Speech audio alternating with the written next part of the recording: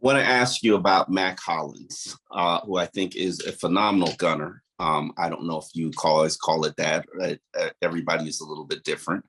But when he plays on offense, 60 snaps like last week, do you have to dial it back in terms of how much work he has to do on special teams? And then when you do that, how does it impact the rest of the unit? Well, I think Mac in a great way. He's a different individual. A lot of guys, when those reps start getting high on in the offensive defensive phases, you do need to dial them back. Mac's a guy that you don't necessarily need to do that. He's in phenomenal shape, takes great care of his body. Really, if you try and get him out in some situations, he's going to fight you on it. So, we try and be smart. We try to sub him based on exactly what's going on. But he's one of the few guys that I've had that you don't, it's not a must that you get him out and you reduce his role. And if I may follow up on that, what is it about certain guys that have that makeup to be a gunner? Because it's not everybody. Without a question, that it's such a difficult position to play, and guys really don't get the credit for what they do.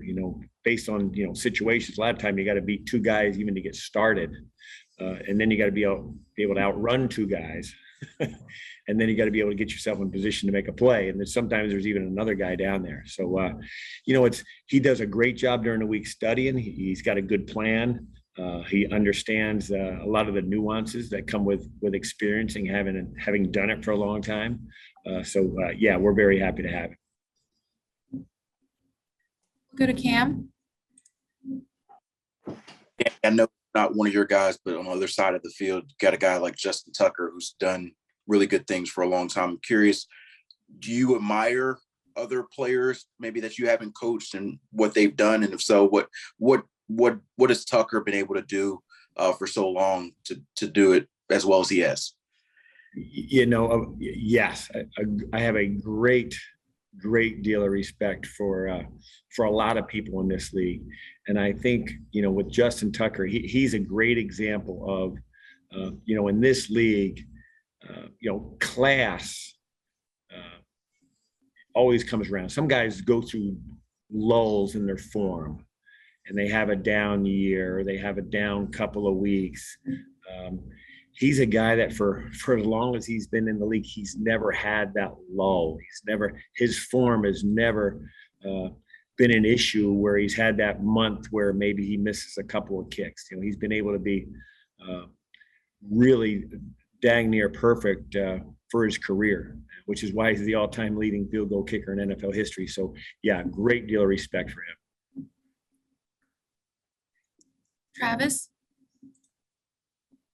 Hey, good afternoon, Coach. I got to ask you about teaching me something here. And I was just wondering, your playbook, I'm sure, is full of wrinkles and different looks that you have opportunities to go to different looks, whether it's the punt game or the field goal game. But I was curious, you've talked before about how certain looks they give you that dictate your ability to do so. Is there some kind of play in terms of the flow of the game, or just how the defense and offense are complementing the special teams, as far as when you go to stuff like snapping to the up back or throwing the ball or whatever the case may be? Is there some of that involved there too?